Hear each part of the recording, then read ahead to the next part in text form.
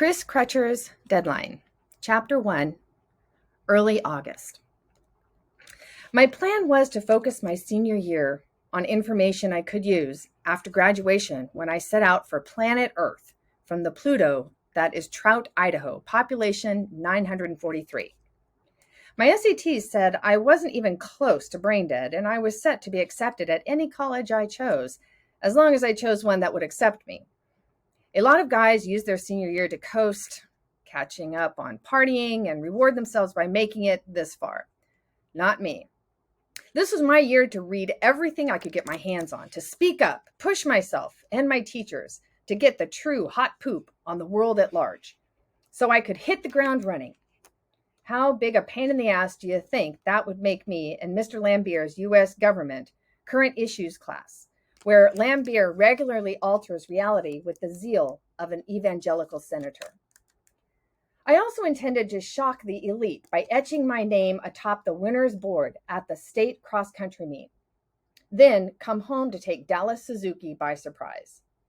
Dallas Suzuki may sound to you like a car dealership in Texas, but for the past 3 years, she has been the single prey in the crosshairs of my Cupid's bow. And she doesn't know it because she is way, way out of my league. Mr. Ambitious.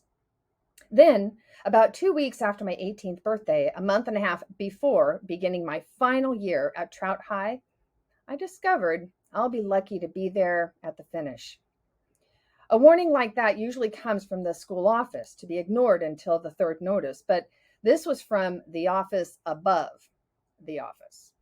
And this was to be attended to immediately. Dr. Wagner left a phone message a few days after my routine cross-country physical. He wanted to see me with my parents in his office, either ASAP or pronto. There was gravity in his voice. So I decided I'd better scout ahead to see if his message was PG-13 and suited for all, or R-rated and just for me. Turned out to be X. "Hey, Ben," he said as he passed me in the waiting room. "Where are your folks?" They couldn't make it. I'd really prefer they were here.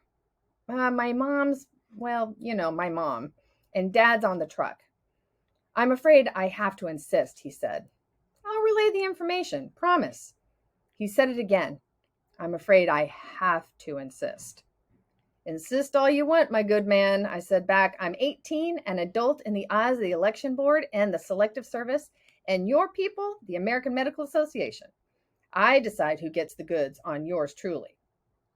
Dr. Wagner has known my family since before I was born and plenty used to my smart ass attitude. He's delivered probably 80% of the town's population my age and under, including my brother, and I'm not even close to his worst work. He also delivered Sooner Cowans. I don't really feel right talking about this without your parents, Ben, he said, walking me toward the examination room, but I guess you leave me no choice. I leave you exactly that, I said. Lay it on me. And lay it on me he did. And I am no longer quite so glib. He sat on the stainless steel swivel stool, a hand on my knee, staring sadly. I said, "You're sure about this, right? There's no doubt?" "There's no doubt. I sent your tests to Boise and they sent them to the most reputable clinic in the country. We can run them again, but unless your blood was mixed with somebody else's, and yours was the only blood I took that day, it's pretty much a lock. We have to get right on it. Otherwise, you'll be lucky to have a year." Doc took another blood sample to be sure. I watched him mark it, but I knew the original tests were mine. "Okay," I said, rolling down my sleeve. "Let me sit with this a minute, okay?" "All right." He hesitated. "You got no sharp instruments in here, Doc, and nothing to make a noose. Go," I said, fighting the urge to let him stay. "That's my curse. Give me bad news and I'll take care of you. I thank my mother for that." Doc rose and he looked old. He stood at the door watching me over the top of his glasses, the cliche of a small town doctor. The door closed behind him and I stared out the window, letting his words settle into my chest. Otherwise, you'll be lucky to have a year. The leaves of an ancient cottonwood outside the window danced in the bright sunlight, and I was breathless. I sat, digesting the indigestible, adrenaline shooting to my extremities as if I were strapped to an out-of-control whirling dervish. I was thinking of my mom. How in the world do I tell her this? All my mother ever wanted was to be a good mother and a good wife. But that's not as easy as it sounds, for her at least, because, well, she's crazy. She's either moving at warp speed or crashed in her room with the shades pulled. No gears in between. She calls herself a stay-at-home mom, but when she does stay at home, it's all you can do to get her out of her locked bedroom. And when she's not at home, she could be at the Chamber of Commerce or the Civic Club or any number of bridge or book clubs. When Cody and Dad come home to a dark house, Mom's door closed tight like that of a dungeon, they pretend she's on vacation. I'm the one who tries to get in and make her feel better. File that under Don Quixote. Dad has his own bedroom because he's not willing to sleep on the couch during those long stretches of nights when her bedroom door is locked. He runs his mail and freight business like a fine Swiss clock, reads voraciously, and helps Cody and me problem solve, by request only. His demeanor doesn't change whether Mom is on fire or doused. His keel is as even as hers is tilted. It's kind of like living with roommates who are foreign exchange students from opposite points of the globe. I speak both their languages while Cody speaks neither, and I spend way more time than I should translating. I know even before I thought it all out that bringing them Doc's news would break the fragile symmetry of our lives. And oh God, what about my brother? But I have to say, and this will sound strange, the minute Doc said it, I felt a congruence.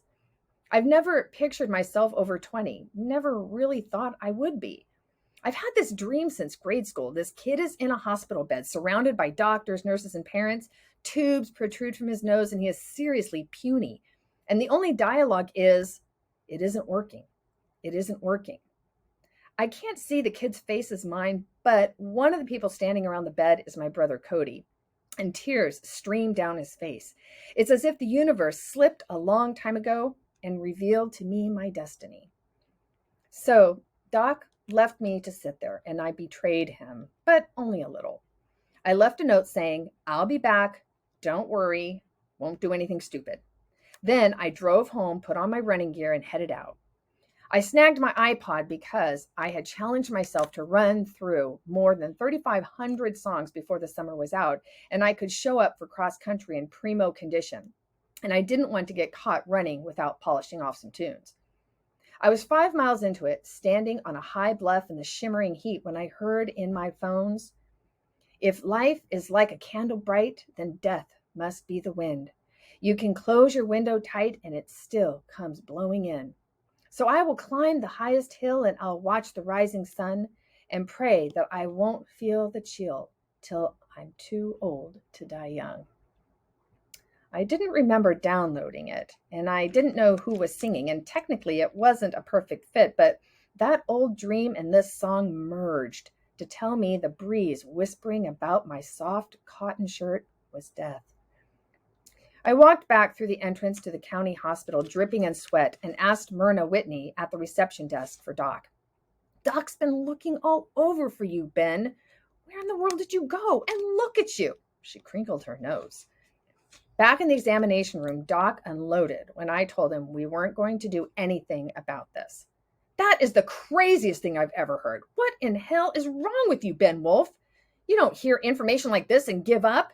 Now get on your phone and call your dad. I know this might be too much for your mother, but your dad is the most level-headed man I know.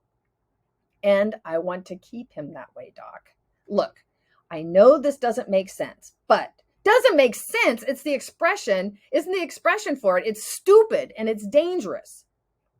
But I've known this, maybe forever. I was never meant to grow old, Doc. And I can't explain it." "Well, when you can, explain it to someone who believes in voodoo. Don't explain it to me because I'm not listening. Now get on that phone with your dad." "I'm 18, Doc. This is my call. I don't expect you to understand, but you have no choice but to go along. This shit is confidential." Doc stormed into the hall, then back into the room before the door could close. Ben, you might be 18, but you're a boy. If you stick with this ridiculous decision long, it will be too late to change your mind. I don't think I'm going to change my mind. This time, he stormed out for good. Mid-August. Get in.